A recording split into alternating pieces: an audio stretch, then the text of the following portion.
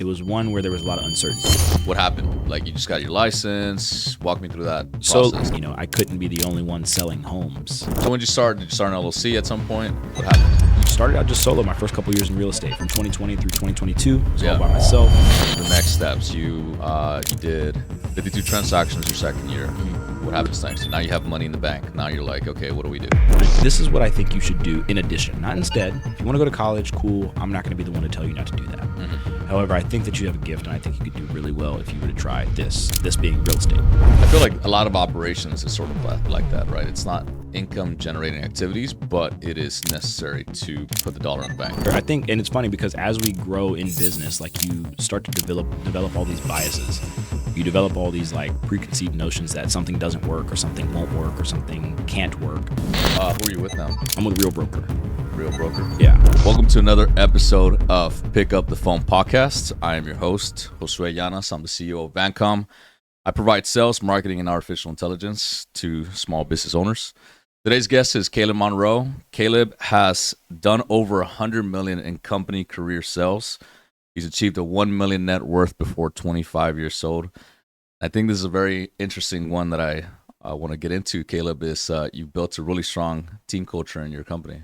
100%. Yeah. That's one of the things I'm most proud of, I think, about any accomplishment I've ever created. Really? 100%. Yeah. I think you create a sticky culture, and that's the only way that you're able to build anything. Yeah.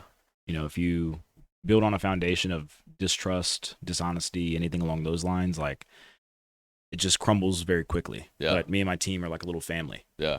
I see that. Yeah, I see that online and from the content they share. I think it's really great what you've created there. So let's get into it, bro. Who's Kaleb Monroe? Yeah, well, first and foremost, thank you so much for having me. I appreciate that. Absolutely. Kaleb Monroe is, man, just a 25-year-old kid from Southeast Houston that has a lot of big dreams and goals.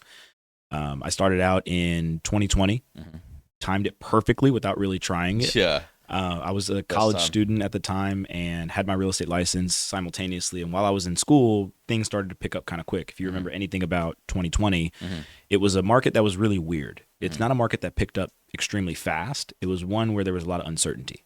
And I think I attribute a lot of my success to just me being naive in the moment. Yeah? I didn't know what worked. Yeah. Neither of my parents nor siblings or anybody else that I looked up to personally in life were business people by any stretch of the imagination. No salespeople, no nothing. And so what limited sales experience that I had, plus just the personable person that I was, like I put them together and just threw spaghetti at a wall and see what stuck. I was posting 3 times a day on Instagram. I was calling absolutely everybody that I knew and just letting them know what I was doing and why I was doing it. And I truly believe me being naive and not knowing if any of this stuff was even going to go anywhere anyways was what kept me going. Right. Because I just didn't know what I didn't know. Right. I started out as a solo agent, just like anybody, in Clear Lake, actually, Southeast Houston. So where you were born? I was actually born in like the Galleria area, Okay. but I grew up my whole life in Southeast Side. So like Scarsdale area, _Sagemont, you're familiar with that. And I started out just solo my first couple years in real estate from 2020 through 2022. Was all by myself. Throughout my second year, I started hiring staff, transaction coordinator, an assistant, a marketing director, people that could help me do what I did just way, way better. Right.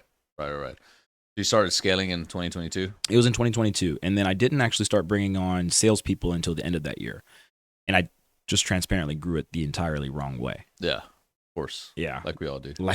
Yeah. I think I built it upon like the fact that, I was 20 or 21. No, I was 21 at the time.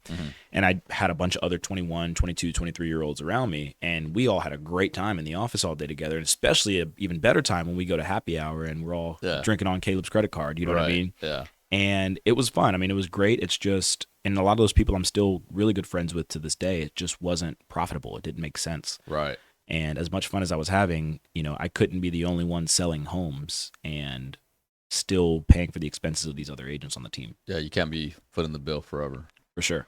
So let's start at the beginning, right? So you're a college student.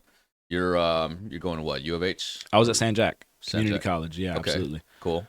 And then what happened? Like you just got your license. Walk me through that process. So a little bit further back than that, actually, whenever I was a senior in high school, I was selling 𝐶𝐿 knives. Oh, nice. Yeah, and I fell in love with sales. Yeah. They door to door. Door to door. Yeah, they indoctrinate you for sure. You know what I mean? Right. It is a through and through like blood in, blood out culture. And through that process, I just loved sales. I loved people. I loved talking to people, and I loved closing deals. That's where I learned to love that.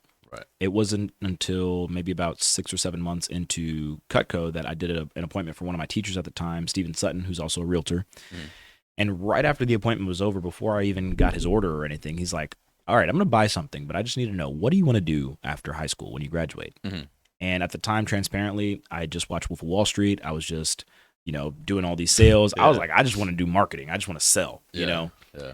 And he's like, okay, are you going to school? And I'm like, yeah, I'm going to go for a marketing degree. That was my plan at the time. I'd already enrolled. Classes were starting soon. And he's like, this is what I think you should do in addition, not instead. If you want to go to college, cool. I'm not going to be the one to tell you not to do that.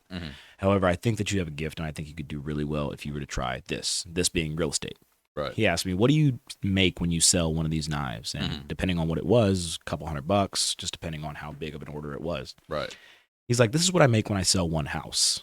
And you show, an 18-year-old kid a $7,500 check from one transaction. Right. I'm like, well, how do I do that? You know? He encouraged me throughout the rest of my time in high school, throughout the rest of my senior year, to be able to go and take my classes pretty much as soon as I graduated. So I did. Finished them fairly quickly. And then my first semester in college started right at the same time as I had my real estate license, which was at the beginning of 2020. And we all know how 2020 went, obviously, right? In 2020, the world shut down about 3 months after I got my license. And here I was, a 19-year-old kid, masked and gloved up anywhere I was, just to be able to be out in the field, showing houses, talking to people, meeting with people. I didn't know what a global pandemic was. I also didn't know how to sell a house. So I figured I might as well put myself out there and try it. Right. And it was a very, again, like I said at the beginning, being naive is what helped me get through that, I think. Right. Yeah. Kind of keep going and not stopping, not quitting. For sure. I think, and it's funny because as we grow in business, like, you start to develop all these biases. You develop all these like preconceived notions that something doesn't work, or something won't work, or something can't work. When in reality, when you first get into it, you're not really worried about any of that. You're just doing. Yeah. You're taking action. And that action taking is really half the battle. Doesn't matter if it doesn't work or not. You're still moving. Right. You're going forward, Right. I think you just hit on something really important that a lot of young people need to hear right now, because I feel like it is true. As you get older and as you get more in business, or I think even just being older in general, like, there's a period of time as you get older where you're like, you see the world in a certain way. Yeah. And then you do things in a certain way, expecting a certain result. And then you don't get that result and you're frustrated and you're like, what the hell's happening? Yeah. Right. And I feel like probably one of the biggest strengths that like young kids have nowadays is just being able to go out and do shit and not worry about it. Yeah. I think that's really important. I think anyone that's watching this needs to just take that and go and take action. 100%. Yeah. You can't be scared of failing. Right. It's part of success. It's a part of success. It's the biggest part of success, in my opinion. Right. Everything that I've done and messed up and failed on is what's helped me build up to what I am today. I agree. Yeah, absolutely. So you were how old were you when you got your real estate license and you're in college? I was 19. You were 19 at the time. I was 19. So I ended up finishing my 2020. That was in 2020. Yeah, beginning of 2020. So I ended up finishing my semester, and I remember having like a just heart-to-heart moment with myself where I was like, okay, I'm learning a lot about marketing and sales doing real estate. I also learned a lot about marketing and sales whenever I was doing 𝐸𝐾𝐭, to be fair. So if I'm going to get a college degree, I should probably do it on something that will be beneficial or something in addition, right? Not necessarily just beating the same old thing that I'm learning anyways, if that makes sense, just in a classroom setting. Right.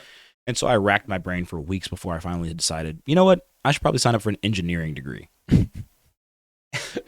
And you're laughing because you know where this is going. You know, I went to my counselor's office, told her about it, so on and so forth. And she gives me the schedule for what an engineering degree would look like. And I'm like, I don't even like math like that, like at least this type of math, you know what I mean? And I ended up making the decision, you know what? College is going to be here if I ever do want to go back. Yeah. And real estate, I don't know how long this pickup is going to last. So I might as well ride the wave while it's here. Yeah.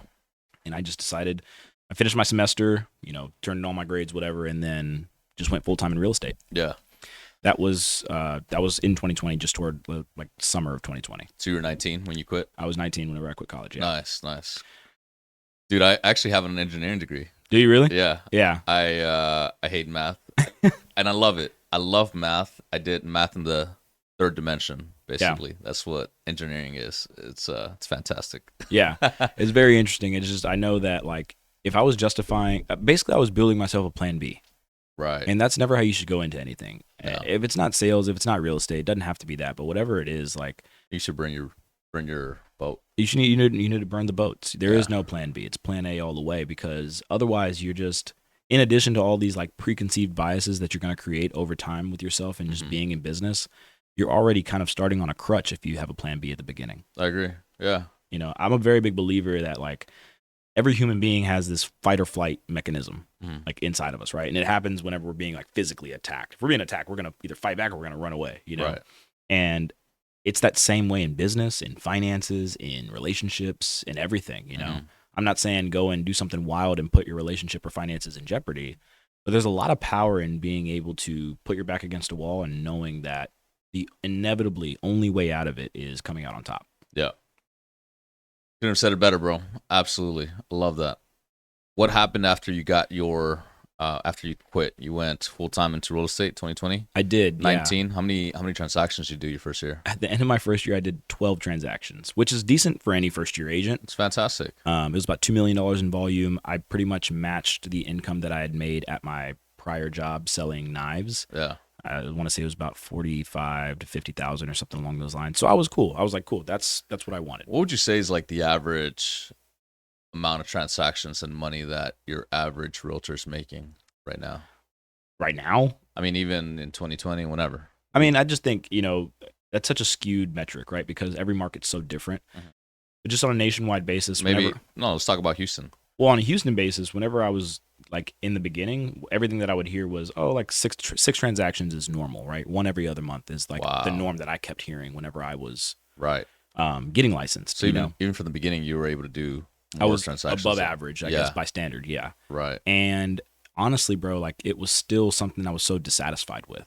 You know, I came from Keller Williams, which is a very great culture of a company. You know, they are a company that preaches and praises their people. And even if I would just sell one house in a month, all of a sudden I'm like on the boards at the office and team meeting. I'm being recognized. I'm given an award, so on and so forth.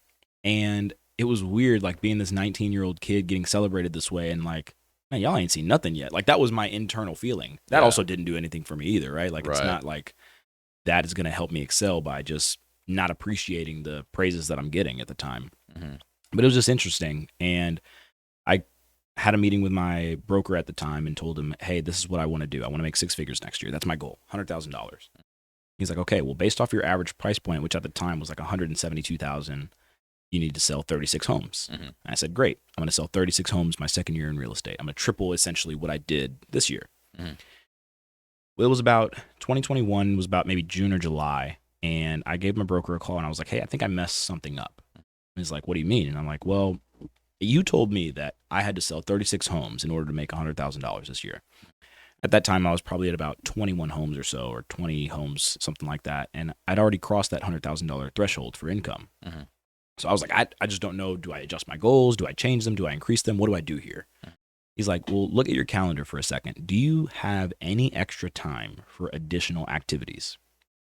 I looked at my calendar and I said, absolutely not. It was full. It was filled to the brim. I had no time for really anything else. And he's like, well, then just keep riding this wave and see where you land. But the reality is that you're not working for 36 transactions, because I had already surpassed what I wanted to make income-wise based off of that 36 transactions. My average price point had gone up.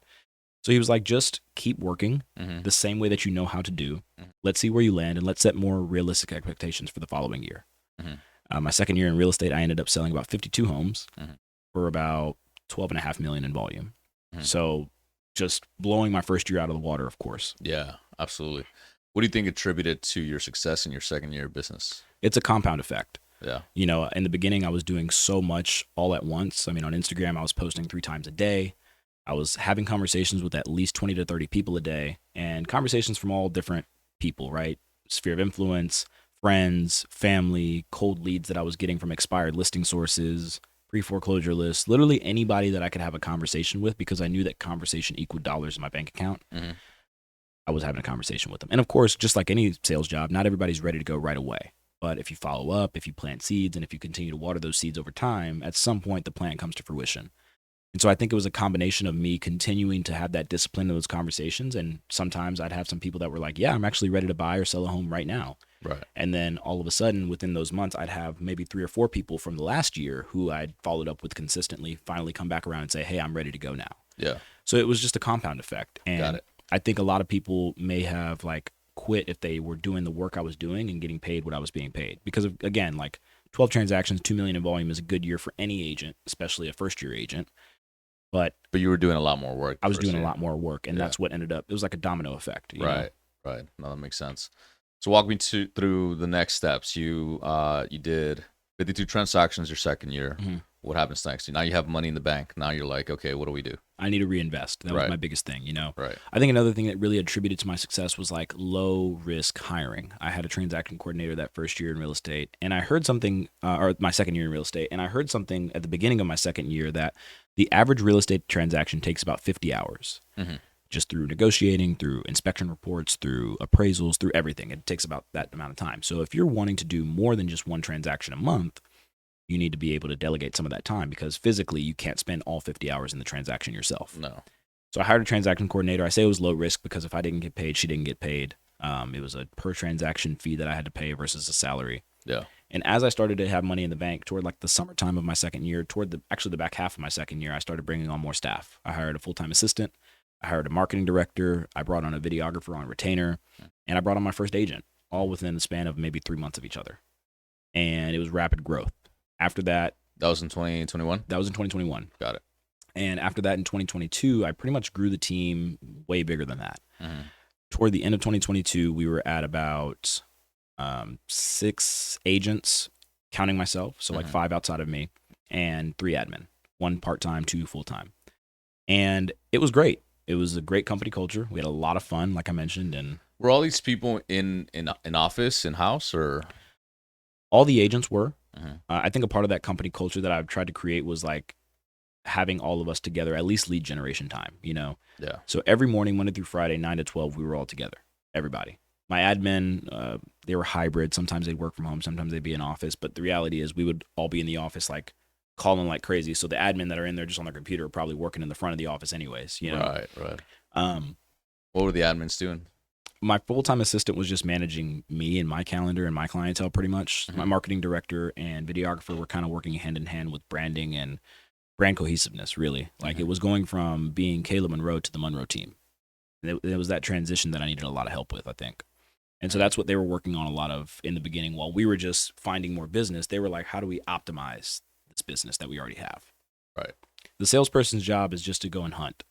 You know, you hire to your weaknesses, in my opinion. And I think like the weaknesses that I had at that time was just the administrative stuff, the stuff that needed to get done in order for transactions to be closed. But in reality, action-wise made you no money, if that makes sense. Yeah, absolutely. I feel like a lot of operations is sort of like that, right? It's not income generating activities, but it is necessary to put the dollar in the bank. 100%. Right. If you don't follow the right paperwork, if you don't send something to title, blah, blah, blah, I mean, you're not going to get paid, right? So it's absolutely necessary. But for people like us that were hardwired with like sales, we're like, oh, this is a complete waste of time. 100%. Yeah. And for that reason, you hire it out. You know, you delegate it, you get it out of your way. And that way you're able to have a smaller focus. A small focus is always going to get you big results. Yeah. And so fast forward through into 2022, or past 2022, we had a great year. I'd sold 52 homes again. I increased my volume by about $4 million. So my average price point went up again. And I realized something at the end of that year, that I was the team. We had done about 85 transactions total. And remember, I had 6 agents, including myself. So 5 other agents splitting about 30 transactions. Right. That's not really that sexy whenever you break down that number per agent. You know what I mean? And so I had to make some decisions. I spent pretty much the first half of 2023 having a lot of my mentors come into a team meeting, having Zoom calls with other people who I admired in the industry and asking them to train my team. And in those trainings, they would pinpoint who was listening, who was leaning in, who was like, didn't care if they were there or not, who was just there for happy hour later on that day, and who was there to really grow and learn. And everybody's answers were very consistent about the people in the company that were there for the good reasons and that were there just because they wanted to have fun and be part of the Monroe team. Right. And around May of 2023, I had a private meeting with my 2 top producers at the time. and I let them know these are the changes that are going to be made. I realized that our splits are not profitable. And since they're not profitable, I'm not able to reinvest as much into the business as I want. Therefore, y'all are doing less business because of that. Because if I invest more into the business, you guys are inevitably going to sell more homes. That's how it should be, how it works, essentially. Right. And since I was the only one selling homes and our splits were favorable to the agents, it didn't necessarily come off as the most attractive thing to them, considering they were not selling a lot of homes and they were focused on more of how much money can I make per transaction, not how much money can I make overall. And so initially when I say, hey, I'm going to reduce your split and make the company more profitable, you got to understand, they're like, wait a second, what do you mean by that? In addition to that, I told them I was letting go of half the team, all the salespeople. My admin was staying the exact same. I told them I was going to stop taking buyers and that you guys were going to get all of my buyer clients and that you guys were going to get paid to mentor the 2 other agents that I was keeping on under you guys. We left that dinner and everybody was great. Everything was cool. Everybody was happy. They were satisfied. When was that? 2020? This was 2023. Got it. This was 2023. So we ended up leaving that meeting. Everything was cool. And about 2 days later, I'm packing up because I was going out of town for a friend of mine's birthday for a week. And I'm packing up. This is like NBA playoff time, so it's right around the summertime. Yeah. 2 of my agents are at the office, or excuse me, at my house watching with me. One of the agents that I was keeping and one of the agents that I was going to let go. Yeah. Nobody had any idea about our private meeting yet. Nobody had any idea about my decisions I was making. And I'm packing up in my room. The agent that I was going to keep, one of my top producers, came back and was like, hey, I just wanted to let you know that I'm leaving the team. And like stake to the heart immediately. I'm like, oh, I thought we were all good, so on and so forth. Yeah. And I bit my tongue. I didn't say anything about it. I just said, I wish you luck. I always got love for you. I'm here for you if you need me, so on and so forth, which still rings true to this day. Me and him are still very close, and I'm always there for him. Yeah. And I realized, okay, well, now I have to make some quicker decisions because initially I was like, I'm going to go to Vegas, have a great time with my friends, come back, fire everybody, and we're going to have a fresh start. Right. It's going to be great. That was not the case anymore, right? Yeah. So I call my assistant the next morning. I'm like, hey, this is what happened. What do you think I should do? She's like, think that if you don't do it today, you're going to be thinking about it the entire time that you're on your trip. So you might as well rip the Band-Aid. And I was like, no wiser words have been spoken. I was not supposed to go in the office that day, but I did. And I pretty much had one-on-one meetings with everybody and still followed suit with what I planned to do, which was let them go. The key conversation that I had with all that was my other top producer. Because in that same breath of him telling me, this guy telling me that he was leaving the team, he's like, you might want to talk to Saul because he's kind of feeling the same way. Right. So I'm like, okay, that's the first call I'm going to make right after my assistant. So I call him. We had a long conversation. Long story short, he stayed and he's still our top producer to this day. Nice. So much so that we are growing him to the point we just hired him an assistant that we're splitting the salary with him for. You know what I mean? So I've always been flexible about growth, I don't necessarily think the true value in a team lead is just giving a better split, but what other things that team lead can invest in you with that split, like a salary for an assistant, for example. It's only going to make him more productive. Right. So that was 2023. Got it. And I'm not familiar at all with how, I know the amount of money that the realtor gets, right? You guys get 6% of the deal, 3% to the buyers, 3% to the seller. But in terms of commission splits or anything like that, I'm not really aware. I've never been a realtor, so I'm not privy to that information, especially different brokers. I know every brokerage has a different split. Yeah.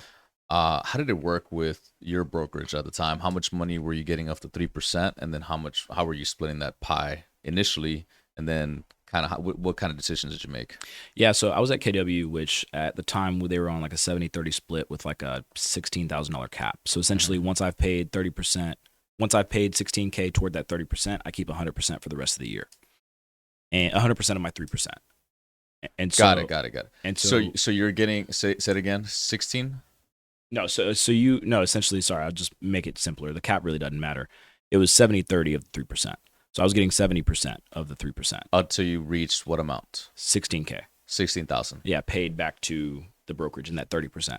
Okay, got it. After that, then it's 100% of whatever my 3% is until my anniversary, essentially. So if I started in February, next February, it would restart at that 70-30 split until I cap again. Okay. Does that cap ever go up in Not every usually. Year? No? No. Okay. It's just company dependent. Keller Williams, I'd say, has maybe one of the higher splits and higher caps. There's plenty of companies out there, including the one that I'm at today, where we have an 85-15 split and a $12,000 cap. So obviously much different, Right. They also reward us at the company today to sell even more past the cap to where they essentially are just giving that back in company stock. So there's plenty of companies out there that do it many different ways. Who are you with now? I'm with Real Broker. Real Broker? Yeah. Nice. Cloud-based brokerage. Fairly new. I actually just got back from our company conference about a week ago, and the stuff they're rolling out, we were talking about AI off camera at first. The stuff they're rolling out with AI, we have like an autopilot assistant pretty much in our app that does a lot of things for us. Really? So it's really cool. Yeah, it's really cool. I'm deep diving into it a lot over the next couple of weeks, especially as we get into the new year, to really put some stuff into place for the agents. Yeah. Because that's my role now. It's like being the business owner. Right. Right. So when did you start an LLC at some point? What happened? Yeah, so that was that was actually end of 2022 when I started the Monroe Team LLC. And that's kind of how I ran business through. And, every single sale that went through, I did it through there. And essentially after I let all the team go, I kept it very small. It was literally just me and 3 other agents and 2 admin for about 2 years or about a year and a half. And it wasn't really until beginning of this year that I started to think about hiring again, to be honest with you. Because I had let go of half the team and we did double the amount of production with half the people. And I think it just attributed to because we were like, don't get me wrong, it was very awkward at first because here I was coming back from a trip from Vegas where before it was like 10 people in an office every single day, laughing, giggling, having a great time, going out to lunch together, so on and so forth, to coming back to an office of 4 people, right? Maybe 5 whenever my admin's working in office that day. And, I was the big bad wolf that essentially just got rid of everybody's friends. You know what I mean? So when I come back in town, it's like I also have to shift with that culture as well and dive a little bit deeper into the agents that I do have. What do they want to create? What are they even in this business for? And just build it the more right way, more intentionally versus just you are cool. We're cool together. I can tolerate you for a couple hours in an office every single day, and then we can go out and have fun for the rest of our evening or our weekend or whatever. Yeah. And we'll be fine. Right. But it's not very productive. Not productive, not profitable, not anything remotely smart. Yeah. And I think, in business, as you grow into it also, one thing that you start noticing is opportunity cost. Yeah. Right.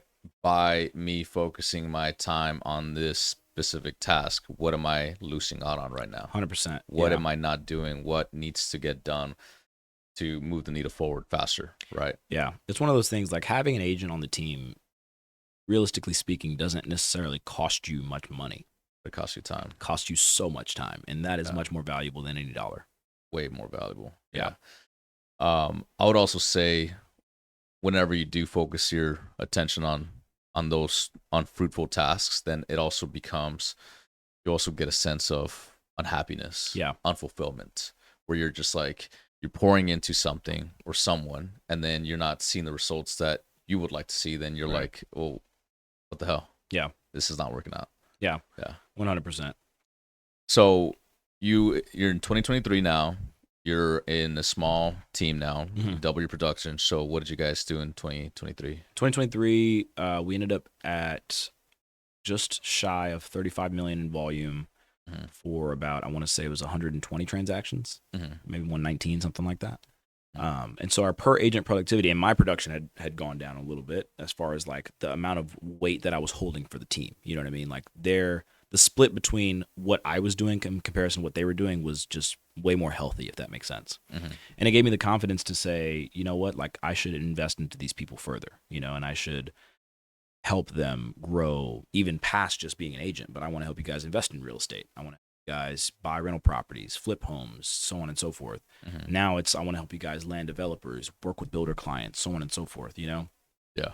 And like I mentioned, it was really the beginning of this year that I really opened back up to hiring again. I did it very slow and methodically last year in 2024 because coming off of 2023, where I had let go of everybody, I wanted that first full year of us just being small together to be done correctly, right? If that makes sense. I wanted us to be blood in, blood out with the culture. I wanted us to be about each other, not necessarily about anything that was going on the outside. Interest rates had started to rise a little bit. So it was like, we need to really educate ourselves, be the sharpest agents in any room that we go into, because no matter of interest rates, transactions are still going to be done. Right. And if we're griping about why we don't have transactions done, then you're not in the right room. You're not focusing on the right tasks, the tasks that are going to make you more money. 100%. Yeah. Complaining doesn't get you anything. I think the biggest thing that I've tried to like provide to my team is like giving them that small focus that you know, there are really so many things that you have to do as a real estate agent, but there's really only a couple things that pay you. Right. You know, and if I can help you guys focus on the things that pay you, you're going to have a much more profitable business. So for everyone that's listening right now, what would those tasks be, those things that pay you? Conversations and appointments. Mm-hmm. No matter what business you're in, no matter what line of sales that you're in, no matter if it's real estate, car sales, so on and so forth, conversations and appointments are what make you money. Right. Point blank, period. Simple. Having conversations with people, having real estate conversations with people, of course, and asking the right questions, asking for the business. There's too many people that are shy, you know, and I think like maybe it's just because I sold $1,000 knife sets. I'm not really shy to ask for the business, right? But I think that's one of the largest crutches for agents today. Asking for the business, you'd say? Yeah. I think people... So when you say asking for the business, what do you mean by that? Do you want to buy or sell a home? Simple. Straight up simple. And I mean, obviously not in so many words. You can get creative. You can be salesy. You can say it however you want to say it. But right. At the end of the day, if you're calling people, having a conversation and not mentioning anywhere in there that you're happy to help them if there's absolutely anything in the world that you can do for them in the world of real estate, are they ever going to remember that you're even in real estate? Wait, so you'd say that this is an actual problem that most people are having? I don't think that agents, I'd say for me, it was such an easy, like low hanging fruit just because like coming from a sales background, you like have to ask for the order. Right. If I just go to your house, show you all these pretty knives and then pack them all up and leave, how am I ever going to expect you to buy something? No, of course. Yeah. You know, how many do you want to buy? Exactly. Yeah. I just showed you everything. How many do you want to buy? Right. It's a simple thing, but I think it's something that is so simple that it gets overlooked. Right. You know, everybody knows a real estate agent. Right. There's 50,000 plus here in Houston alone. Mm-hmm. You know, so the reality of you being consistent, following up, and then not asking for the business does just as much damage to you not following up at all. That's actually pretty wild, man. Like, I wouldn't have even expected that to be a thing, you know? Like, to me, it's something so basic, right? Like, yeah. It is. I mean, and because it should be, you know what I mean? Especially like on the investment side of things, right? Like, you can't go to a homeowner's house, you know, tell them about your construction costs, so on and so forth, why you're offering what you're offering, and then never bring out a contract. Right. You're not going to buy the house. Right. You know, you leave that house and your chances of actually buying it go way, way, way lower, as we know, right? Right. So it's a simple thing, and I think that's why it gets overlooked. Right. Right. Yeah, sometimes like whenever I go on appointments, I bust out the contract and I'm just like, I start going over it like immediately whenever I'm like on a wholesale appointment, you know? Yeah. I'm like, yeah, so this is this, and this, and we're going to close on this day. And they're like, whoa. Yeah. But it's common practice. Yeah. It's like you have to act as if. Yeah. I think that's the other thing. You know, I talked about being naive, but I think it's really more like just acting as if, having that confidence that the person that you're talking to on the other end of this phone call is going to be your client. You should always assume the sell. Correct. You should always assume the sell. If you don't, in your mind, you're already lost. 100%. Right? Yeah. And then I feel like when you start with the end in mind, any objection just becomes a minor roadblock, really. Right. It's just like, oh, you just don't have enough information for you to buy what I'm telling you. Yeah. And this is what you need based on everything that you've just said. You need this. And so what is stopping you? Yeah. What else? What other piece of information are you lacking so we can move forward? Right. 100%. And sometimes it's like the simple things, but if you never ask, you'll never know. I feel like I do see that a lot. Also, just like in speaking here, I see a lot of agents that don't really know, like they don't even know the fundamentals of sales in terms of like even asking for a sale. Yeah. Yeah. And I think that's I think that's just why it gets overlooked. It's simple to us because we've been doing it for a while, or because we've failed because of not asking for the sale, maybe, you know? But it's just, again, so simple that it gets overlooked. Something so simple. It's funny. It's you don't even realize those things sometimes, right? 100%. It's completely overlooked. Yeah. So you're so you grow your team, you double your production, you're in 2023, 2024? That was 2023. Now we're transitioning into 2024, where I really kept, like I said, I kept the team very intentionally small. I only hired one other person in the fold at that point, which was another admin, to kind of just help with like the overflow of a lot of things that we had going on because we were growing so much. Yeah. And like I said, if I could take anything off of my agent's plate that's going to help them focus more on having conversations, talking to people, going on appointments, selling homes, then I'm going to do it. That's like the best investment that I can make as a team leader. Right. And all throughout 2024, I started to really go heavier into investments as well. 2024? Yeah. Really at the end of 2023, but I would flip houses here and there whenever I turned 21. I bought my first flip house, you know, and I would flip, I'd say maybe 5 to 6 homes a year. It wasn't anything insane, Mm-hmm. but it was enough to like just have these large pops of cash here and there randomly Yeah. to be able to reinvest in myself, reinvest in the business, whatever. Yeah. And it wasn't until like 2023, 2024 that I actually started holding on to properties. And I realized, while the realtor business is making me this thankfully large amount of income, Mhm. I should probably be planting some of this income somewhere, Right. And for me, it was real estate. Right. Buying rental properties. Buying rental properties. Yeah. I tried to be very creative with how I did it too. Mhm. Like I didn't shy away from doing sub 2 deals. I didn't shy away from offering owner finance. Mhm. I didn't shy away from anything that I think a lot of people were like, no, I just need a 70% deal that I can buy with hard money and then sell it or refinance. And of course, I was doing plenty of that as well. Mm-hmm. But at the same time, it wasn't like a one size fits all. If I saw that there was potential for a deal to be had, I didn't necessarily want to let it go to waste. Right. For example, there was a house I bought in Sunnyside that was a sub 2 deal. Mm-hmm. And had I just made this lady a regular offer, she would have been in a rush. She couldn't have found another home how she did. But instead, I bought it sub 2. I rented the property back out to her for a year. She ended up building her credit back up. I refinanced out of the property, pulled about $40,000 out in tax-free cash. She got her DTI back to where it needed to be. She got her credit back to where it needed to be. And then she was able to go qualify and buy another home for herself. Yeah. That's a win-win scenario, in my opinion. Yeah, absolutely. She would have never been able to do that because she wasn't ready to go buy that house just yet. Had I just said, hey, I'll buy it for this much, and we got to close in 2 weeks, so you got to be out in 2 weeks. Yeah. Also a very, very risky situation for you. 100%. You're really lucky everything went really well. I've heard of countless stories of people doing sub 2, and then the people are like, well, we didn't sign anything, and I didn't really sell you my house, and you committed fraud, so yeah, I'm keeping my house. Right. And then good luck trying to explain that to a judge. 100%. Yeah. Yeah. It is a very risky type of investment. Yeah. 100%. Yeah. But I think it goes back to starting with the end in mind and the confidence that you brought to the transaction, being able to sell this lady on the entire vision, right? Mm-hmm. What's going to happen a year from now. And then maybe also you're probably keeping up with her during the whole year, right? Making sure that she's fixing her credit, making sure she's doing everything she has to do so she can go and qualify for another house. 100%. Yeah. Yeah. So I think it really the business started to excel a little bit more when we started to be working outside of just the box of being a realtor. Yeah. Standard buyer and seller retail transactions. When we started to be a little bit more creative, think outside the box, do more investment type deals. Yeah. Is I think when we really started to hit a J curve. Yeah. Where do you think that came from? How did you learn all that? I think, well, so first of all, I learned everything about investments at King James Lending Wednesday meetings. You know what I mean? Mm-hmm. I would go there every single Wednesday morning. I would just sit and learn. And I ended up buying, like I said, my first flip whenever I was 21. And it was that same thing that I think I started whenever I started as a realtor, right? Like just being naive. Obviously, I had more proof of concept and I had a lot more people around me that were doing really good deals, that were doing flips that I could learn from, take contractors from, so on and so forth, and just take advice from overall. Yeah. So it was a lot of that, but I think it's a lot of trial by fire too. It's the same way. I thankfully never really got into any deal that, well, I was going to say I'd never got into any deal that lost me a lot of money, but I did. Yeah. Just like anybody. But it was one of those things that it's a lesson that you'd pay for 10 times over again. Yeah, absolutely. If you haven't lost money in real estate, you haven't been doing real estate long enough. 100%. You haven't done enough deals. You haven't done enough deals. Yeah. Absolutely.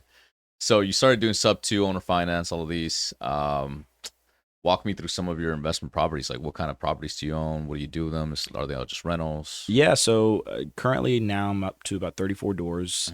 It's a lot of now smaller multifamily properties. I have maybe 3 single family homes and the rest of them are duplex, triplex. The biggest thing I own is a 9-unit. And I just hold on to them. And for me, they act as little savings accounts. You know? Because I'm 25 years old, I know that if I pay on these things for another 25 years, I'll have a paid off mortgage, right? Yeah. And I'll have a paid off asset that I can cash out from, sell, cash flow freely every single month from, as long as my tenants are paying on time. Yeah. It's essentially like a little retirement plan. You know, as realtors, of course, we don't have 401ks or anything along those lines, but I might as well invest into the thing that I'm selling. Absolutely. Yeah. You got to put your money where your mouth is, right? Right. Yeah. I think people listened a little bit more intently whenever it was like, hey, I'm also doing this too, you know? I just bought another house and Yeah. blah, blah, blah. This is why you should do it too. Of course. Yeah. So you're shifting now into working more with developers. Correct. How's that going? It's going great, man. I mentioned like small focus, big results, and I think it's just doing more with less. I feel like I speak the language, especially I think I kind of caught this bug doing my own investments, flipping, and so on and so forth, going through all those numbers. I said earlier whenever I was talking about the engineering degree that I don't like math or that type of math, but now I love it. But this type of math, you know what I mean? Yeah. More financing type of math. Financing math is fantastic. And that's, I think, why I've loved working with builders so much, because I speak their language. I can put the puzzle together for them when it comes to like, here's the lot, here's how many houses we can fit. Me and my team see houses every single day, so we can help you with the design, and we can also help you finance it because we can raise the money for you, Yeah. And the only reason that I've had confidence, Josue, honestly, to get to this point is just my team too. Like, it kind of goes back to them, because I was telling you guys before we got on, there's a lot of simple things that I do now that I could have done a while back and kick myself in the butt for not doing them a while back, considering how much time they're saving me now. Yeah. Something as simple as someone calls me and wants me to sell their house. Great. I go over. In the past, it was just me that went over to that house. I was the one selling. I was the one closing the deal. I was the one getting the contract signed. And then after all that stuff, I was also scheduling staging, scheduling photos, scheduling videos, keeping up with them, making sure they're doing the repairs we asked for them, along with many, many, many other things. Now I bring one of my admin on the appointments with me. All I do is go sell. Right. That's all I have to do. And there are times transparently where I might have such a full day that we leave that house and I forget what the wall colors are, to be honest with you. Right. And it's not that I don't care. Of course, I'm going to be back at the house anyway, shooting a video with the photographer, so on and so forth. But you're not focusing on the small tasks that don't need to be focused on right now. Correct. Right. I've done my job. Right. My job was to get the listing until it's time to sell the listing. When it's time to sell, you tag me back in. But before then, these things are things that can be taken care of. Right. And the fact that I'm now officially not really taking many other buyers. In the past I tried it, but then whenever half the team got cut, I was like, well, I don't know if I can trust these agents to do the business yet, so I got to keep on taking buyers, Right. And so today, like, I have a lot more confidence in the team at hand to be able to handle a lot of those buyers, not let them fall through the cracks, where it allows me to really go and dive into these development projects and have weekly calls with my builders, make sure they know where we are with their projects and things like that, and really keep a pulse on the market. I think it's the biggest thing too. As a team lead and a broker or a company owner, like, it's up to you to keep the pulse on what's happening and what's going on and keeping your people informed. Right. And your people being informed are what's going to help them really excel. Right. So whenever it comes down to you landing these developer buyers, where are you finding them? How are you building the relationships? I know you spoke about speaking the lingo, right? Yeah. Having the pieces, but what is your plan to scale that? I think it's two things that I've done so far. And then I'll tell you about plan to scale it. The two things I've done so far is just sharing my journey on social media. Anytime that I post that I bought a new property, for example, like you mentioned a second ago, I'm practicing what I preach, right? Yeah. And the fact that I'm kind of like showcasing a lot of these development projects as if they're my own, and of course disclosing, like, this is for my client. This is for my client. I'm not trying to be a poser online, right? But ultimately, I'm just showing the process, showing how involved I am, literally from the dirt to the point where these houses are all beautiful and staged. Yeah. And the second thing is just helping people believe in it. We have so many clients that have flipped plenty of homes, so much so that they probably have the capital, the experience, the knowledge to be able to build a home. And building a home is probably going to be a lot more profitable for you. Yeah. Find the right deal. Right. So it's like, I guess, sharing the vision and helping them dream a little bit, Yeah. The plan to scale it, honestly, bro, is just being the best. And I know that sounds like canned and maybe a little cliche, but the reality is, like, success begets success in the builder industry is what I've noticed.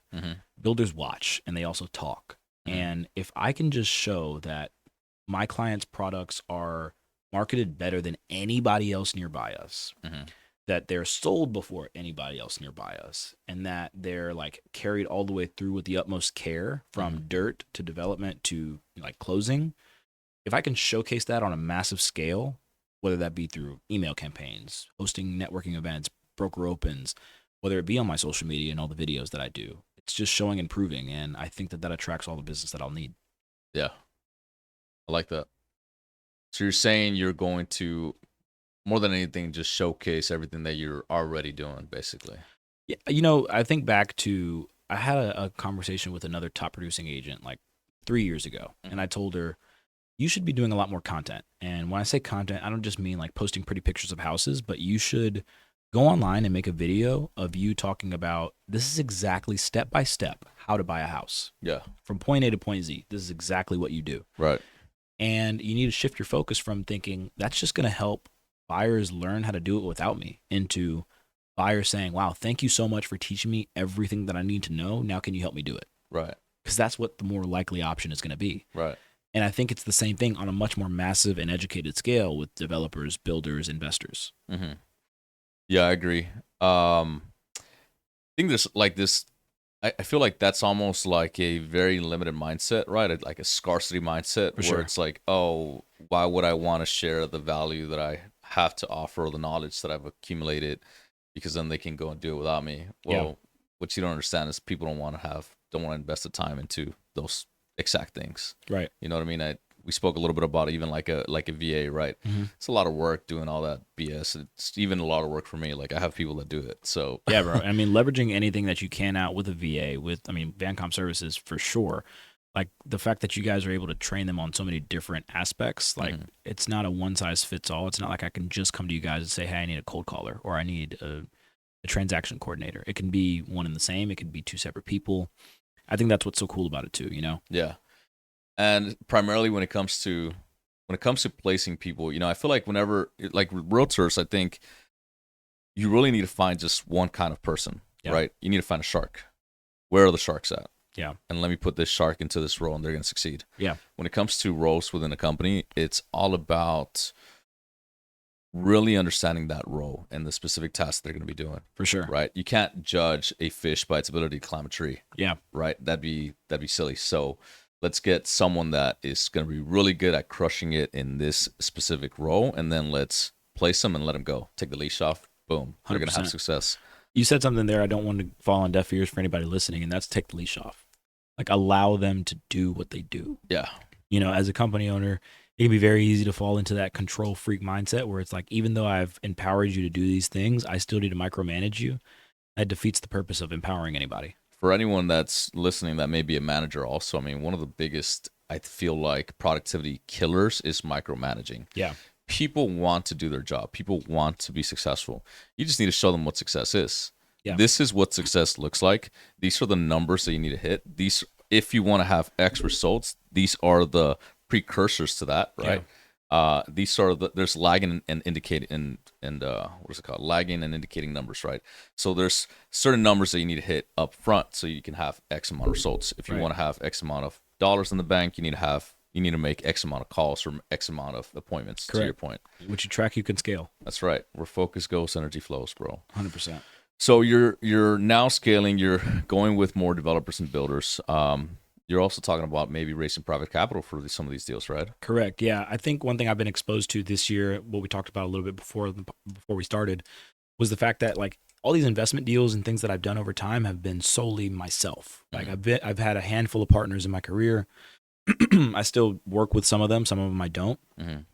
And I think like it's limited me to what is really possible. Yeah. You know, and I don't know if it was just because I wanted it all for myself. I wanted all the control because it was like an ego thing, potentially. But bringing other people in and helping them achieve their goals, you know, it helps you achieve yours tenfold, you know? Yeah. I feel like whenever you do also bring private capital in, like you just respect the money a lot more. Oh, 100%. Yeah. Whenever it's my money on the line, I'm just like, it's fine. I'll get to it when I can. And then when it's someone else's money, I'm like, I need to make sure I deliver a result. Right. Yeah. And that feeling has you so militant and just like you're an executioner. You know what I mean? And you're just so sharp. And I think above all, that may be the state that I think I perform the best in whenever I'm just executing, you know? And I think like most high achievers, salespeople, business owners, like when you're in that state of like, there's a little bit of extra pressure, there's a little bit of added, you know. Oh, game on. It's just game on. Yeah. I feel like it's almost like a state of flow. Right. For sure. Right. I haven't done very many more like sales calls for real estate sales because I've been focusing primarily on Vancom. Yeah. But I remember whenever I was on sales calls, I would close my eyes and like it was almost like I felt like in a state of flow. And it's as close, I would say, to like when, you know, Kobe Bryant, they would ask him like, you know, how was it during the game? And he's like, I have no idea. I don't remember anything. Yeah, it's true. It's just like you're just in a state of flow, in a state of being present, where everything's just kind of magically happening for you, you know. Presence, man, that's the biggest thing. You know, I think, and this is just like a little bit off the question of private equity, or private capital, but you know, remaining present is the only way that you're going to be able to grow. Yep. If you're just consistently thinking about the past, you're going to live in the past. If you're thinking about the future, you're never going to be happy about what you have right now. Right.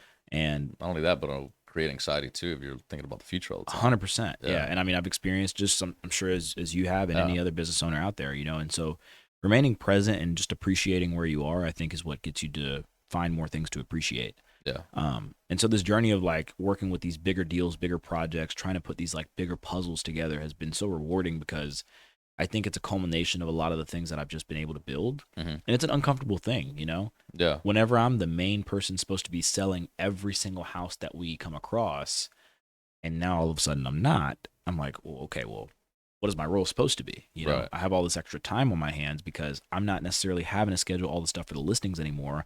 I'm not driving an hour and 3 hours a day showing houses to buyers anymore. What do I do with my time? Right.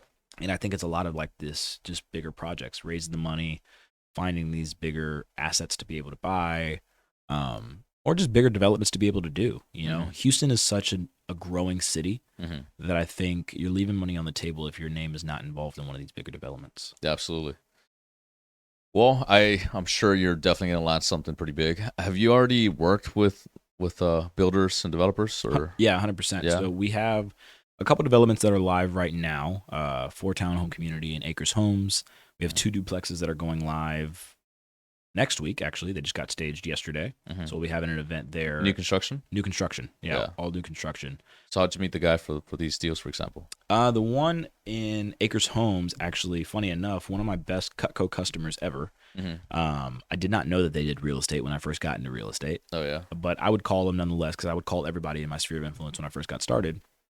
And lo and behold, they had a house that they had built in Dayton that wasn't selling. And they were like, we want you to take a crack at it. This is our builder. You can get introduced to him. And me and Mike is his name, 𝐿𝐴 Builders, have just gotten so close and like I think have such a respect for each other and what we're trying to build that it's like he's introduced me to so many other investors that are wanting him to build. And I've tried to bring in other capital for him to be able to just go build his own products, his own, you know, name. Yeah. And then Carlos with 𝐾𝐨 Homes, one of my really great friends. We're in the same office, see each other dang near every day, is the one that's building those duplexes. What's and then his name? Carlos Perea. Okay. 𝐾𝐨 Homes, yeah. There's a lot of developments that we have on the horizon. Those are like our 2 active ones right now, and the 2 ones I think I'm most excited about. Very cool. Yeah. That's very cool. What kind of marketing are you doing right now? How are you getting your leads? You know, what's funny is that about 75% of our business every single year is sphere of influence and referral based. And I think like 75%? 75%. That's a lot. It's a lot when you're talking about the amount of volume that we're blessed to be able to do. That's a lot. And 75%. when we think about that, it's like I've been able to thankfully keep my costs low when it comes to like lead acquisition and so on and so forth. But it's also helped me invest in other areas. For example, when you first start in your sphere of influence and you don't have any money to invest into it, like all you're doing is calling your friends and family and saying, hey, how's it going? Right. And essentially we still do that today. That's still the foundation. But now we have a few events a year, right? I mean, you've been to a couple of our events and we try to create like a really, really good environment to where we just have a lot of cool people in the room together. Yeah. It's a party. It's a fun time, you know? And I think that that's still like working the sphere because it's all about staying top of mind, you know? Even social media, we do a lot of social media. I mean, I know we're just talking about this as well, right? Like the social media aspect is, I think a lot of people think I have to get brand new leads from social media. Like that's what I'm posting these videos for, to go viral, to get a bunch of DMs. No. Bro, for me, my social media is just my calling card. And don't get me wrong, I have a great following. I get good views, but What do you mean calling card? my social media is for my friends and family to tout about me to their friends and family. It's like, I just bought a house and this guy like negotiated, you know, $5,000 in closing costs for me, whatever it might be. Oh, this is his Instagram. And then they're just scrolling through and they're seeing me be in the field every single day, doing these things every single day. And so my social media has simply always been like a business card. Yeah. You know what I mean? It's the thing that keeps my people warm. It keeps them top of mind. Whenever I call my people now and have a quick phone call with them, they're like, oh, I just saw the video that you posted, or I just saw the house you sold. It looked really badass, Right. you know? Yeah. And so like, that's, I think, you know, it's still the foundation to this day. We've tried to invest in like lead sources before and things like that. And some have hit, some haven't. I think what's tried and true and what we always like end up falling back on is that sphere of influence business. You know, relationships go such a long way. So sphere of influence. So when you're talking about sphere of influence, you're talking about that people within your sphere refer you to the business itself. Correct. Is that what you're saying? Yeah. Got it. So when I say that 75%, it's quite literally like either our friends and family or their friends and family. I see. That's connected through an iMessage group chat that I get a random text one day and it's like, hey, here's my aunt's number. She wants to sell her house. She knows you're going to be calling. Yeah. You know, and that's a beautiful thing, man. And it's That's the great, same thing yeah. that I've taught. It's like the foundation I teach all of my agents too. You know what I mean? So like for anybody out there listening and thinking like about teams and so on and so forth, there's two types of teams that are out there and they're starkly different. Yeah. There's ones that give you tons of fish and they take a lot of that fish because of that, right? Like they might have a super, super high split because they're paying a really, really high amount on a monthly basis for leads. Right. Understandable. And if that's the model that you want to go to, you will sell a lot of houses doing it. And then there's, I think, our model where I don't give you fish. I just teach you how to fish. Like I teach you how to hunt, you know? And on top of that, well, I'm not taking buyers. So here's a lead every other week or whatever. So I'm keeping you floating. I'm keeping you good. I'm keeping your bills paid. But I want you to go hunt. I want you to go find that business. It's how I built my business. So it's the only thing I know how to teach, you know? Yeah, of course. So any realtor that may be looking for a team, I mean, are you open to bringing on any more agents? Or I am, yeah. And it wasn't, like I said, until the beginning of this year that I really was. But I realized, like, man, we have a unique opportunity to really be among the best in the business. Yeah. In our city, in our state.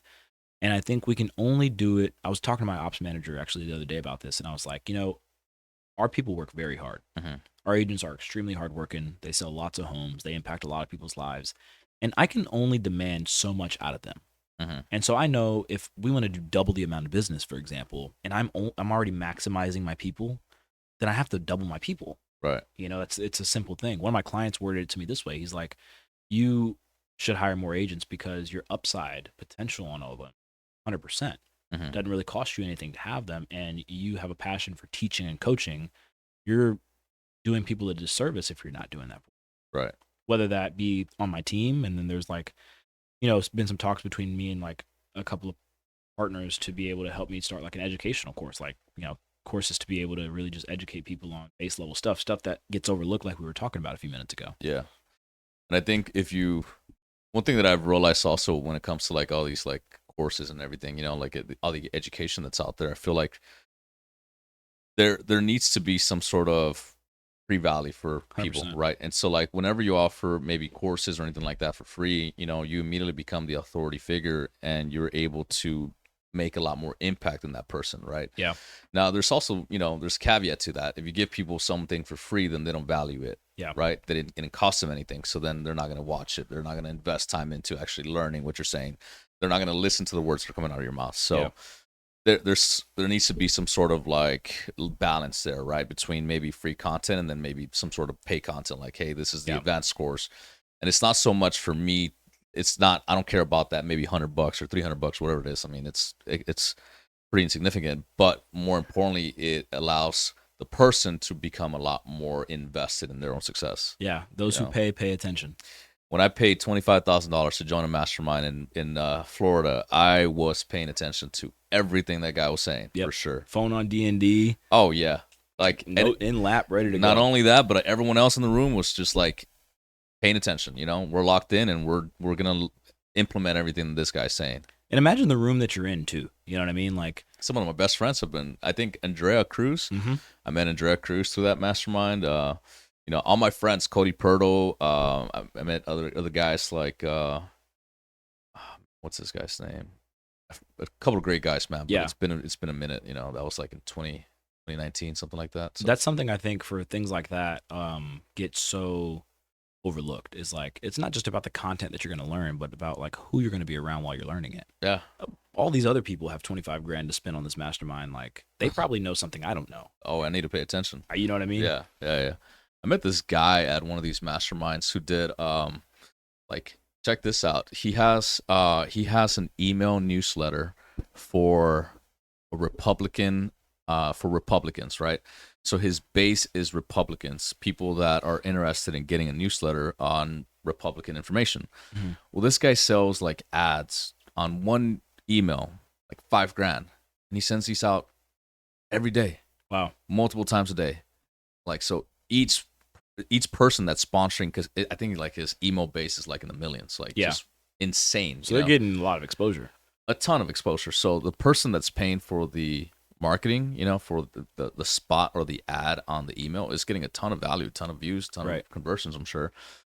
But it's insane. I mean, you would have never thought, and like, you can't, what's the most amount of emails you try to send through MailChimp or something? Like maybe 15,000, 20,000. Yeah. And like, there's like a limit even like per month, right? You can't even do like 100,000, I think. Yeah. It's something, yeah. So like this guy's selling millions a day, created like the whole back infrastructure, like things that you would have never even thought about at all. Yeah. That's insane. It's nuts. That is insane. Another good one that rings a bell is, there's this guy that he can do an ad based on a certain geographical area. He can create, it's called geofencing. Mm-hmm. So let's say there's like a concert. Yeah. Right. He can do a geofence on all the people that just attended a Taylor Swift concert, and then run ads directly to them based on all the people that were in that stadium. Yeah. It's nuts. That's insane. That's nuts. Like, I think the world of marketing is so much further than like, I need to make this house look very pretty.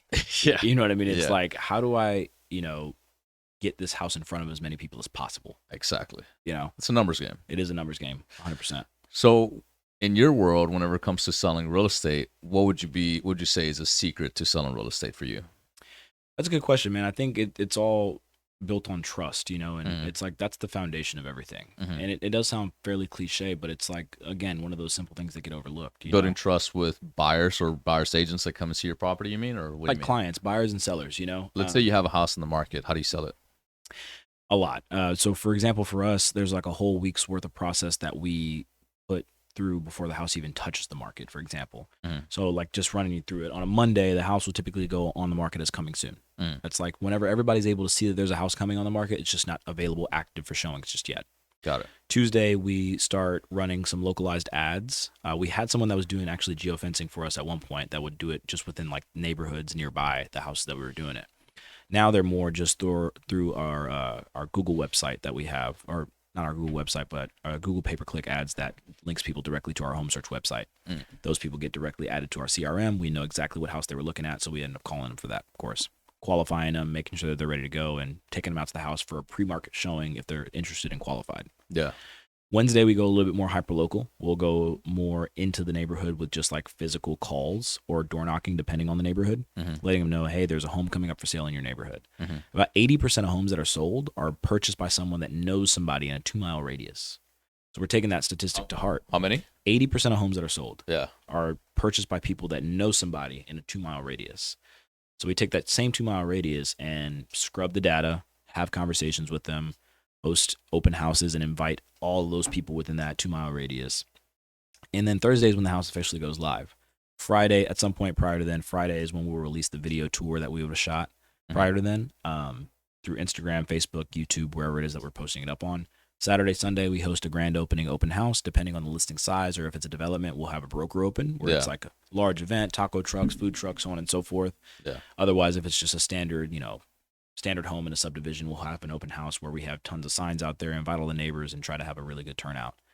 In a perfect market, we're sold by the next week. Yeah. We're not in a perfect market, unfortunately. No. So it's just a lot of recycling that, and kind of A/B testing a lot of different ads, A/B testing a lot of events, different things like that. Because at the end of the day, the most eyes on the property wins. Yeah.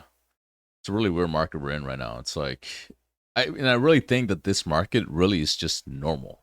Yeah. It's just that we just got really spoiled by having one of the hottest markets in the country, and we're like, best word to use. Yeah.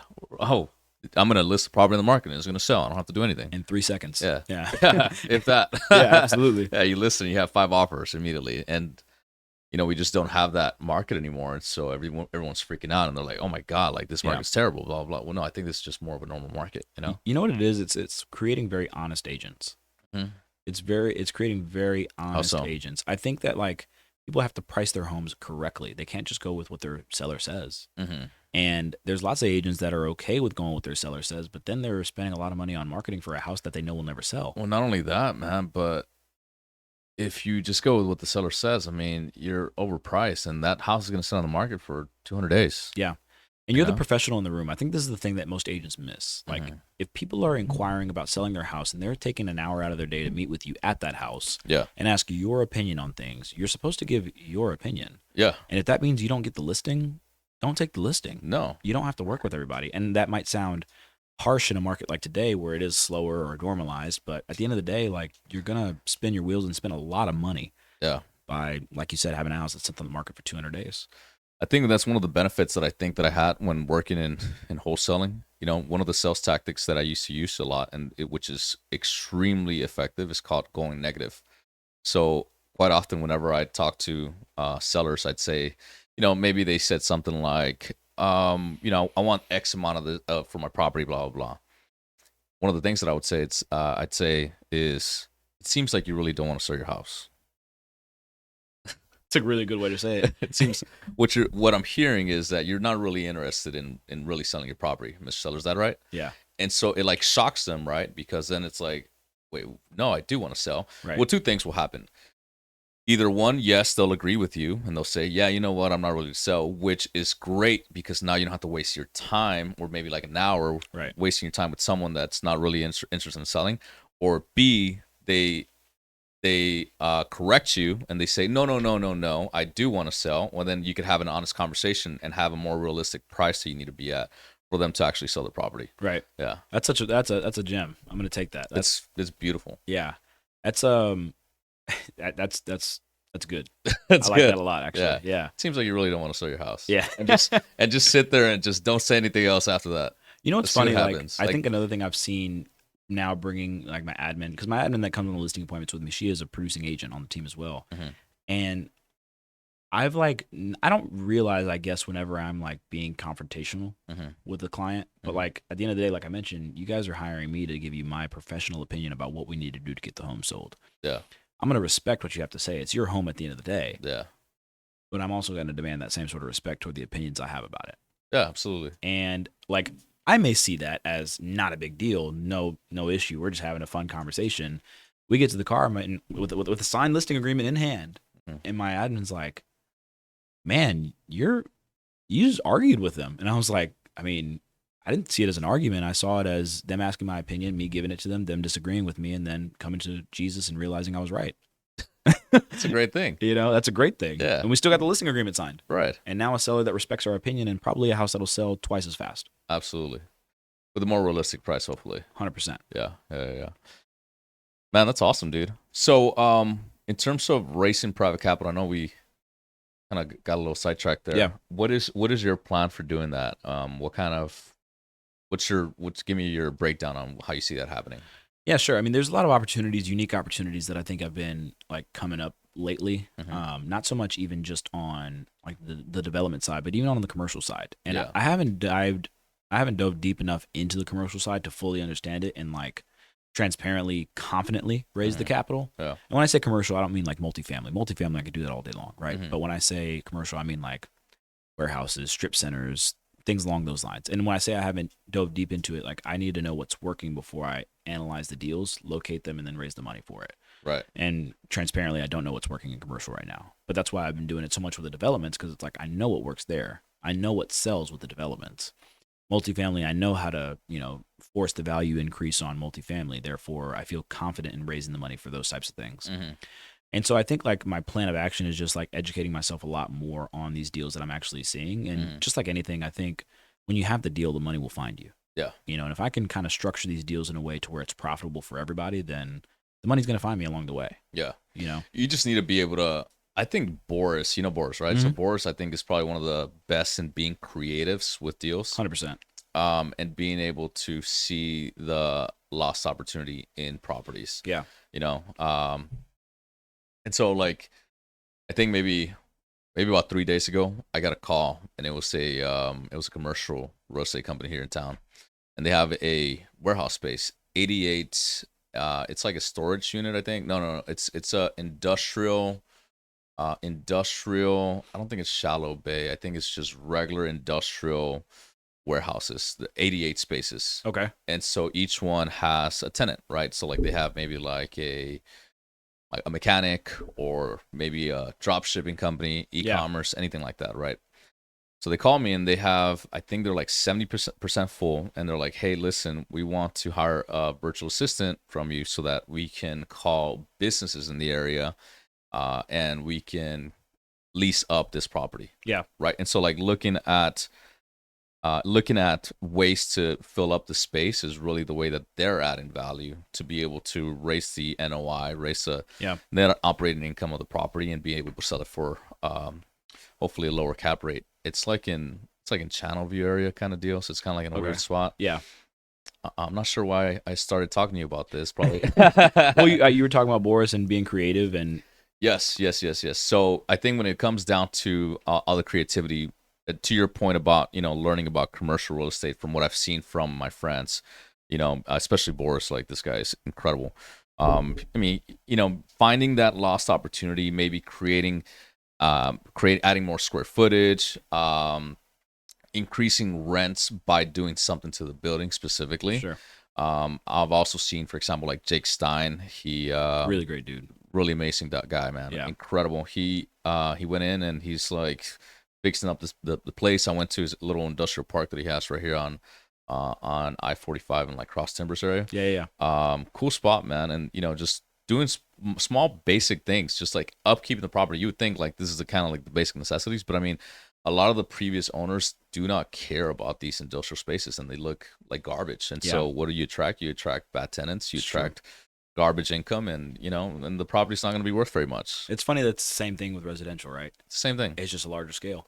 Yeah. And Jake is somebody that like actually has taught me that as well. Him and I have gotten close over this year, I think, of like that's when I say I'm having the smaller focus, it's really more about just working with less clients, and Jake's one of those clients that I hold near and dear, that I want to be able to get him deals. And also on the flip side of that, he's teaching me this creativity through getting him these deals. Yeah. You know what I mean? And like that dude is on another level. He's so smart. Yeah. And what's really interesting about it is that, he's offering you all this knowledge, and in return, you're going to bring him deals, and it's just a beautiful win-win situation. For sure. Right. And I think a lot of people kind of miss out on that. If you are just surrounded by the right people, you're going to get that value, and then you just offer value back in return, and it's a win-win. 100%, man. Yeah, it's huge to think about. I mean, I was talking about this to someone yesterday, actually, that moving to where I live now, which is downtown, from like Southeast Houston, out of my parents' house, like an uncomfortable thing, sure, but the amount of people that I've met and like the amount of people that they've introduced me to has been insane. And just being in that new environment, surrounded by the right energy, it does so much for you. Where do you live now? Downtown, like center of downtown, yeah, a high rise. Nice. And I mean, like, I found a Bible study group there. Like, I found, some of my new clients there. I found some of the people that I'm raising money from for some of these bigger deals there. You know what I mean? And like, not that they live there, but just through people that I've met there that introduced me. Like, your network is your net worth, and like, staying in the same bedroom that I stayed for the last 23 years of my life was not going to increase my network or net worth. No, not at all. No, not at all. Well, I'm glad you're enjoying it now, man. I looked at a lot of places in downtown. I couldn't find like any open spaces that had like a lot of greenery, except for anything that's like close to Discovery Green. Yeah. Yeah. Try like 𝐸 Park. 𝐸 Park. 𝐸 Park. I like that place. Yeah. There's they just finished Hanover Buffalo Bayou right next door to Hanover. Did they finish it already? Yep, they started leasing them already. Really? Yeah, man, that place is nice. Yeah. And they probably, since how early it is, probably has like a lot of good specials too. Yeah, I'll have to go and check it out. It's nice. That's a really nice area. Yeah, a lot of greenery. 100%. Yeah. Yeah. Buffalo Bayou's right there. Yeah. Look at us selling Hanover, right? So Hanover, call us. Call Kaleb. He's got he can get you leased up right there. 100%. Matt, so what's next for you, bro? Where you taking it? 2025 is almost over. 2026, what's happening? I want to be number one, man. I want to be the best mid-sized team in Houston. Yeah. One of my biggest goals is to be on Houston Business Journal's Best Places to Work list. And I think that like furthering the culture that I've created is one of the best ways that I could be able to do that. And man, it's getting all my people to different levels. 2 years ago, my two top producers made six figures for the first time, and they haven't looked back since. Yeah. Now it's just about getting the rest of them to six figures, multiple six figures, and really like investing with them. A good friend of mine told me once, the way that you keep people in business with you forever is you buy businesses and buildings with them. Right. And like, I thought that was such a profound thing. And I think I take a very vested interest in a lot of my team members' interests. A lot of them want to build. A lot of them want to do these commercial deals. And it's cool that I also am on that same wavelength, so I can easily be able to help them get into it. You know? Yeah. Same thing with flips and so on and so forth. But I mean, to make a long story short, man, I want to be the best. Yeah. Love that, dude. Also, to your point, like I've seen that with John Rickey. He was in here. He owns like 700 units, something ridiculous. Wow. And he started buying when he was, I think, probably around your age, maybe a little bit older. But he owns all those buildings with people and made all those people millions of dollars. And now he's friends with all of those, and they're like friends that he's gonna probably take to the grave through business, right? Making money together. 100%. Yeah. It's so interesting, man. I mean, like, I remember growing up, my parents telling me all the time, especially my dad, like, all your friends that you have right now, like, enjoy them, but they're not going to be your friends forever. Yeah. And it's just so weird, like, how... Was that true? Yeah, 100%. Yeah. Don't get me wrong. I have lifelong friends that, like, I've known since I was little in high school, whatever. But, like, the grand majority of them have, like, fallen off. And, like, I'm very okay with that because it creates more room for better and, like, more fruitful relationships. Yeah, absolutely. I agree. Kaleb, what does success mean to you? Success means looking at the people that I love and knowing that they don't have a worry in the world. Mm-hmm. That's what success looks like to me. Mm. Knowing that I can be a provider for them and for myself and not have a worry myself at all. Yeah. Success really never has been about like a specific number. I used to say whenever I was little that you're officially rich when you can buy something without having to think about it. Yeah. And I think that like that's a cool metric to measure like finances on, but like true success is like in how people are talking about you when you're not around. Yeah. And I think like that reputation that I can continue to build upon is what I'm really looking to do. I like that. Good. I also think like being rich is almost like knowing you can buy it and then just not giving a crap about it because you're not looking to impress anyone. 100%. I feel like a lot of people get into it and they want to buy all these things. Right. But it's for the wrong reasons. It's just to impress someone or like who you're looking to impress, right? I think what's next too is just listening to myself, bro. Like I think we live in such a noisy industry. And on top of that, like I think I've had great successes by listening to tons of people throughout my career. I've also had lots of heartache listening to a lot of people in my career. And what's always rang true is no matter if I win or lose based off a decision I made for myself, I was happier about the decision because it was me that made it. Yeah, absolutely. Yeah. And I feel like you're not able to really scale new paths if you're not listening to yourselves. Right. Like if you're listening to someone's opinion, you're just going down the path that they went on. Right. And so if that opinion is not coming from a person where you want to be at, then disregard that opinion entirely. 100%. Or maybe not entirely, but Well, even if the person is quote unquote where you want to be at, you know, their story and journey is not your story and journey. Yep. Take bits and pieces, but take it with a grain of salt. Don't necessarily try to re-implement absolutely everything that they did. Yeah, absolutely. Absolutely. When it comes to your, this is something that maybe we didn't really touch base entirely on, but your team culture, I know you mentioned it like at the very beginning, right? Yeah. You built a really strong team culture. What do you think attributed to that? What is the secret sauce to building a great team culture?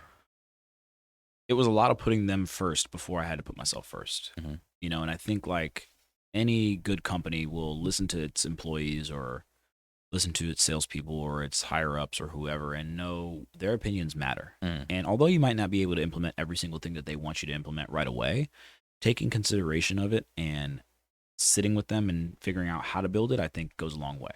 Every week I have a one-on-one with at least one of my team members, or every day, I have a one-on-one with at least one of my team members, and they're all centered around, what do you have going on? How's life? What's going on with you? Right. And, I know each and every single one of their goals and why they want to achieve those goals. And ultimately, if I can keep reminding them about that and encouraging them in that remembrance of it, they're going to stick with me for a lifetime. Yeah. That's the type of sticky culture that I think we've created. It goes above and beyond just selling homes and real estate. It's more about what's the money going to do for you and why is that so important? Right. And they're all starkly different reasons. Like I think everybody on the team is so different in their own unique way. Yeah. And it's so cool that a lot of their goals are still aligned with each other, but just for different reasons. Right. Understanding their why. Understanding the why. That's like 𝐬𝐮𝐬𝐿, Start With Why is one of my favorite books of all time because of that. Yeah. I think there's another book. It's called The Dream Manager, and it talks about outlining their goal and then giving them a way to see how their goal fits within your big goal. Right. Right. And so that by you following the goal in this company is going to help you achieve the goal that you have personally. Right. Right. You do that and it's like a fire just gets lit under them. Instantly. Yeah. It's amazing. Yeah, man. There's some people you care too, like a lot of people, there's a lot of organizations nowadays, it's so big. There's so much noise. People don't want to feel like they're just a number in a company, right? Yeah, I think that's huge too, right? Because when we interview agents, for example, I don't really bring everybody in, like I may have a sit down with them myself. If not, they'll have a sit down with like my operations manager and one of my agents. Mm-hmm. And then I bring them to a team meeting or a team event and I just see how they interact with the rest of the team. And if it's not a hell yes, it's a hell no. Yep. If 1000%. If one person in my organization is like, yeah, he or she is great, but I'm like, all right, all you had to say. Yeah. Because at the end of the day, like there's plenty of people out there and there's plenty of people that can win in our culture and there's plenty of people that aren't a fit and that's fine. Yeah. I love them from a distance, Yeah. Better to have just top producers in your organization than, just regular people. Right. Yeah. Right. Especially if you're trying to be number one, man. 100%. Little room for failure. Little room for failure, for sure. A lot of room for growth. Yeah, absolutely. Well, if someone wants to join your team or if they want to reach out to you, how can they reach out to you, Kaleb? Man, Instagram is always the best. I manage my own Instagram. I respond to all my own DMs and things like that. KALEBRMONROE. It's just Kaleb R. Monroe on Instagram. Mm-hmm. Shoot me a DM, man. I would love to connect and just see if there's any value that I could provide to you and if there's any similar interest that would be beneficial for us to explore. Is that the same for maybe working with like developers or builders? Maybe there's a builder watching and might want to work with you. 100%. Yeah. Thing. Because like I said earlier, my Instagram is kind of like my calling card, and like if you're curious about how we market products and how we actually push things out, you're not going to be able to see it any better than there. Yeah. Do you have a website also? I do. thekmteam.com. Okay. 𝐾MTEAM.com. We have a couple websites. That's what I would say is probably like the most beneficial one to go out and look at. Yeah. Cool. Or actually, there's one more, 𝐶xslistings.co. That's probably a little bit more of a easier, user-friendly website to be able to navigate. 𝐶xslistings.co. 𝐶xslistings.co. Are all these websites done through like your brokerage that you have? No, actually, the first one that I mentioned, I paid 𝐻𝐿𝐵𝐺. It was like a website developer company a long time ago when I was first getting into it to like build it out for me. Mm-hmm. And the 𝐶xslistings.co was built out through Sierra Interactive. Cool. What kind of technology? I know we didn't touch base really a lot on this, but I'm curious. What kind of technology does your brokerage give you? Man, at Real, dude, they have so much available. So we just got back from this conference like I was talking about, and two of the biggest takeaways that I saw was Leo, which is like our AI autopilot assistant that's within our app. Mm-hmm. I mean, in the beginning, it would tell you things like, oh, what's my annual production this year? Help me build a for sale sign. And it would do all that stuff, like just like any great AI would, right? Yeah. Now they're taking it a step further by helping you have like a full-on buyer and seller companion. So what does that mean? Leo now will hold your initial buyer consultation for you. And it's essentially like an AI phone call, but in that phone call, your clients should understand this is just like data collecting. And we saw like a live role play of it where the guy was like, we have a growing family, 2 kids, they're 4 and 5, we have 1 on the way. And you saw Leo auto adjust the search for like size of a home. He didn't say we need 1 more bedroom, but he said we have a baby on the way.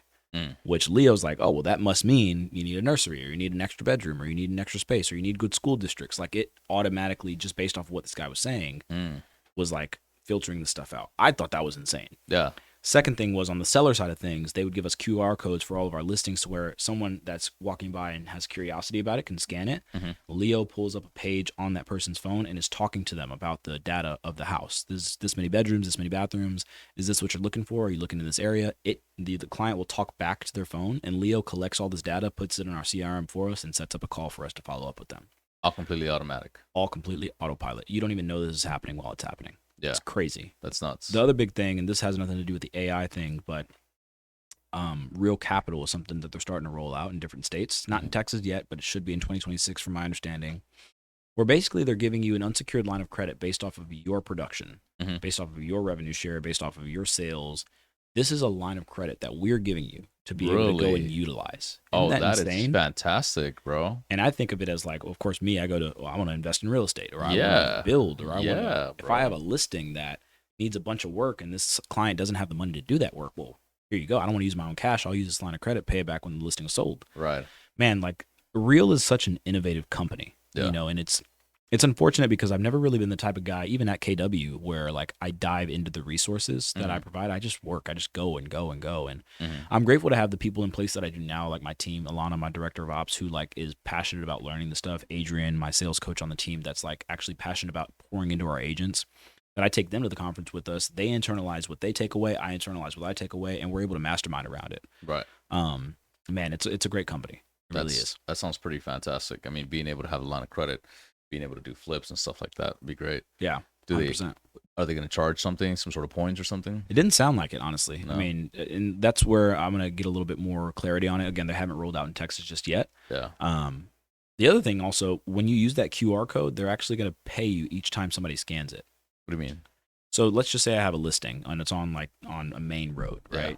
And I have a bunch of people that are passing by and they want information about the house. They scan that QR code. Every time somebody scans the QR code, they're essentially incentivizing the agents to be able to utilize it. Because just like any AI, the more data it collects, the smarter it gets. The sharper it is, the better it is. So the company will pay you for having the QR code on? Correct. Wow. Minimal amount, but I mean, yeah. money nonetheless. But at least they're paying you, right? 100%. I mean, other companies probably wouldn't have even done that. So yeah. What CRM do you use? Follow Up Boss. Yeah. I've used Follow Up Boss for the last few years, and I love it, man. It's user friendly. It's simple. Is it easy to set up all the automations yourself? Yes, and I think that there's so much still with Follow Up Boss that we haven't tapped into yet. Yeah. That I think we could be tapping into, like a lot of email campaigns, things like that. Email automations, you mean, or email automations and like action plans in general. You know, like we don't want to reinvent the wheel when it comes to like how we follow up with people. Right. And I think it's just more so like maybe encouraging my agents to use it a little bit more because, you know, they might have a lead that falls through the cracks that's been in their reminders on Follow Boss for the last few weeks. You know what I mean? They could have called them a few weeks ago if they would have just logged in and checked, you know? Right. Maybe some sort of like notification or something. Right. Yeah. What happened in my CRM, if a lead's sitting in a pipeline for more than a day, it'll text people automatically. Oh, nice. Like text you, you know? Yeah. That way you get both a notification on your app and on an actual text. It reminds you to go reach out. Yeah, reach out. That's awesome. Yeah, to my salespeople. Yeah, this AI autopilot I think is going to help us out a lot with that because we've had like I don't know if you're familiar with 𝐬𝐿𝐵O before. What is it? 𝐬𝐿𝐵O? No. Essentially, 𝐬𝐿𝐵O is like a home search website that does the same thing that I was just telling you about a second ago.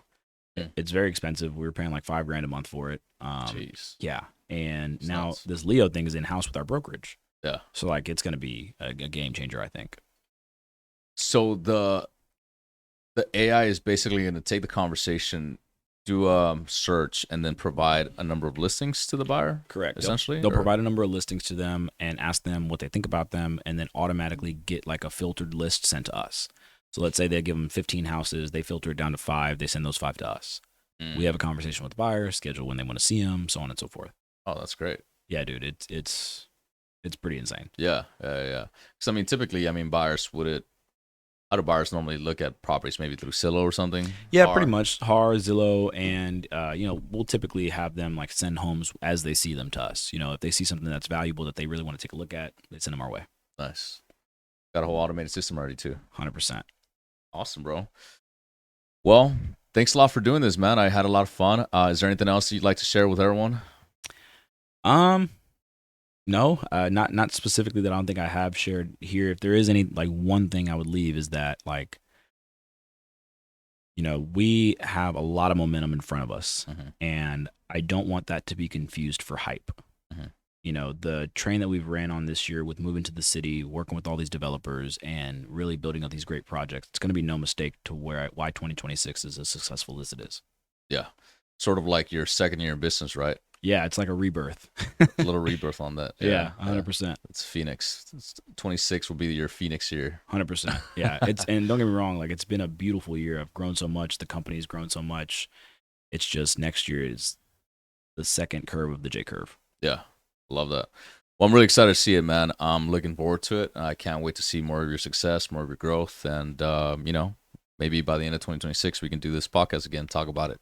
100%, brother. Let's do that. Any day of the week. Let's see how it went. Thank you, brother. I appreciate you having me. Absolutely, man. Thanks for having me.